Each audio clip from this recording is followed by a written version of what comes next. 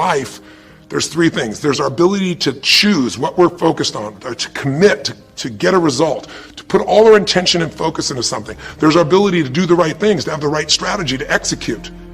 And then there's some grace. There's what some people call luck, some people call grace. There's if you do the right things over and over again and with total focus, sometimes, you get good fortune that comes your way. And you tend to have more good fortune when you're totally focused and decisive and you take lots of action than if you kind of just sit around and accept things like you don't have a future. What do you do decades ago, half a century ago almost now, and someone says to you, go to the back of the bus, and you're African American?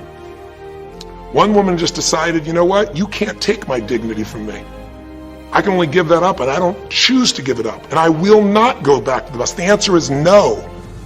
And Rosa Parks changed an entire society because that day she chose to focus on something else. She gave it a different meaning. This is not a command. You do not have control over me. And she decided to fight. And she changed the direction of a country and of many other countries. She started something. We forget that you don't have to be famous to have the ability to change at least your own personal history.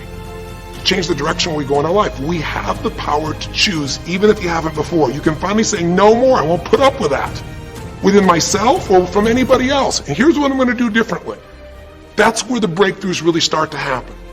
Now the question is, why do some people stand their ground and make something change versus other people just kind of accept things? Why do some people make bold decisions and other people make decisions that are based on trying to hang on to what they've got?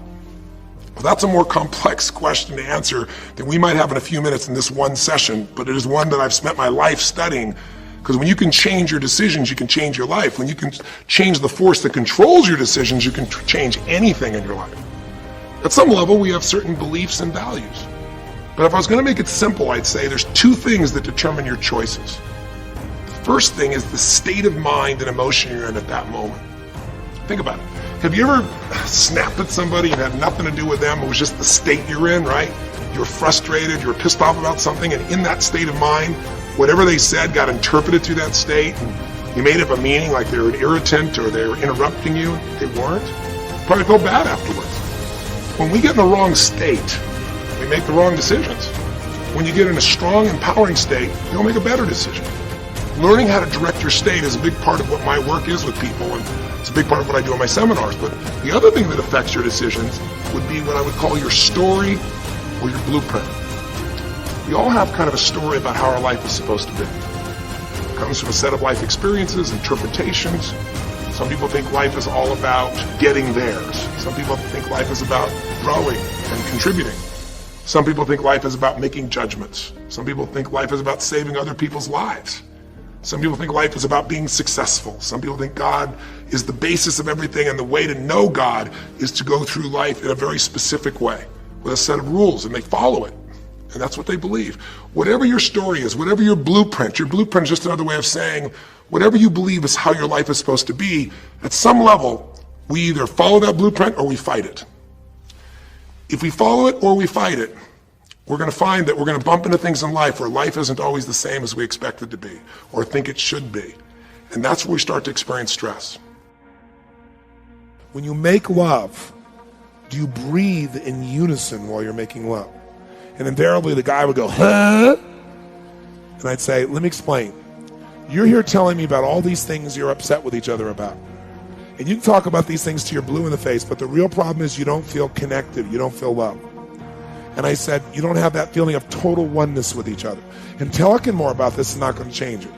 So if you really want to change this, I suggest you do this. And if you do what I'm telling you, still need me, I'll give you one of my lunches.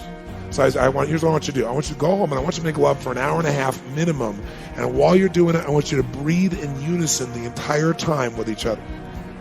Because what happens is you feel totally connected as one. Out of, who knows, 3 to 4 dozen people I asked to do that, only one person ever called us back and wanted to be able to do a session.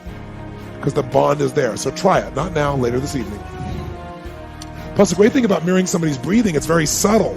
No one's going to jump out of their chair and say, would you stop mirroring my breathing? They're not going to notice. So you got breathing, you got posture, you got gestures, you got facial expressions, you got eye contact. What else could you mirror? Come on, use your brain. I know the answer. I want to see if you can come up with it. Come on. What else could you mirror? Proximity, good. What does proximity mean? Proximity means everybody has a certain amount of space that they need to be comfortable. And it's different for every single person you're going to meet in your life. One skill you want to master in this day and age that we live in, if you want to have an extraordinary life, it's the ability to learn rapidly. Because today, there is more opportunity to do more things, learn things, create things, experience things than any time in human history. But most people are way, way, way behind the times unless they grew up with technology and learning. So I would like to start this morning by showing you the strategy for learning. What is learning? So if we take a human being, and this will be a drawing of a human being, so you can see that again I majored in art. Magnificent, isn't it? So if we take a human being and we want to be able to have them learn something, what is learning?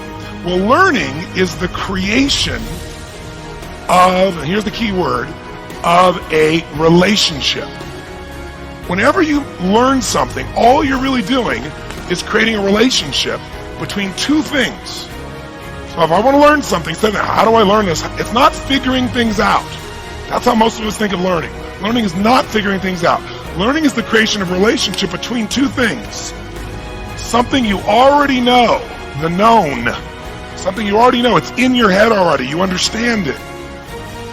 And a relationship between the known and the, what would you guess? The unknown. Because the minute you link something you understand to something you don't understand, you now understand what you didn't understand. Most people, they have all these visions. Maybe they start to make a little sort of decision, but they don't make a real decision because they don't act on it. And if you don't act on it, your ideas, your dreams will die in your mind. They'll die on your lips.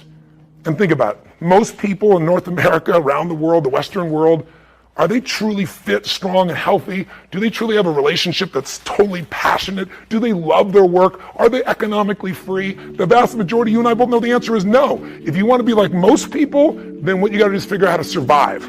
If you want to lead, you got to thrive.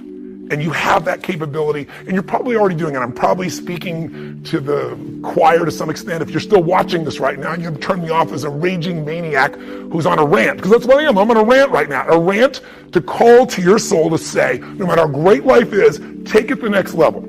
Find the way to thrive on the very things that stop other people in the tracks. Thrive on what produces fear inside you and in other people. Thrive on something that you envision that you have a higher purpose for. Thrive by being decisive. Thrive by taking massive action. And if the massive action doesn't work, if what you try doesn't work, just simply try something else. And if that doesn't work, try something else. If that doesn't work, try something else until you find what works. Now you can speed that up by modeling, by finding somebody who's already getting the results that you want to get in your life. Somebody who already has lost 30 pounds and kept it off. They aren't lucky, it's been 5 years. Somebody who started with nothing and now they're financially free and their family has an extraordinary quality of life. Why not figure out what they do? Somebody who truly is happy, not because everything's going their way, because they find a deeper meaning and a richness in everything around themselves, whether it be their children or nature or even problems. Because obviously, if we had no problems, we feel dead inside. Problems can either destroy you or call you to become more.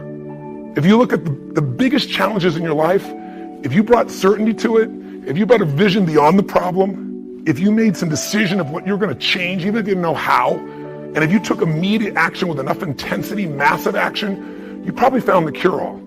You probably found a way to adapt and get where you want to be. That's what thriving is really all about. I remember a friend of mine, and we were together, and we had a group called the Party Boys, and everybody was taking a hit of a bottle of wine.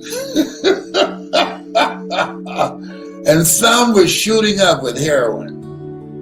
I remember one of my friends, he had me to hold this rubber device to make his veins pop out and hit that vein, make it pop out, and then he would inject himself with the heroin, and then he'd go,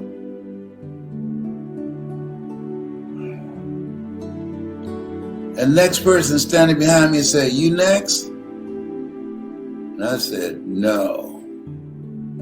Then somebody else said, "Hey, I'm next. Yeah, I'm ready. Come on." Yeah, I'm ready. Give me a hit. Give me a hit. Boom. Yeah. Start nodding from that heroin. Oh. Both of them gone. Both of them gone. Both of them gone. Out of here. Why? I don't know if they saw a commercial say, if you do heroin, you'll become very successful in life. I don't know. I never saw that infomercial. I never saw that public service announcement. What I saw that if you do heroin, you get strung out. What I saw, if you do heroin, you live a life of destruction. You'll get addicted. What I saw, you'll steal from your mama to get your drugs. That's what I saw. But they didn't see what I saw.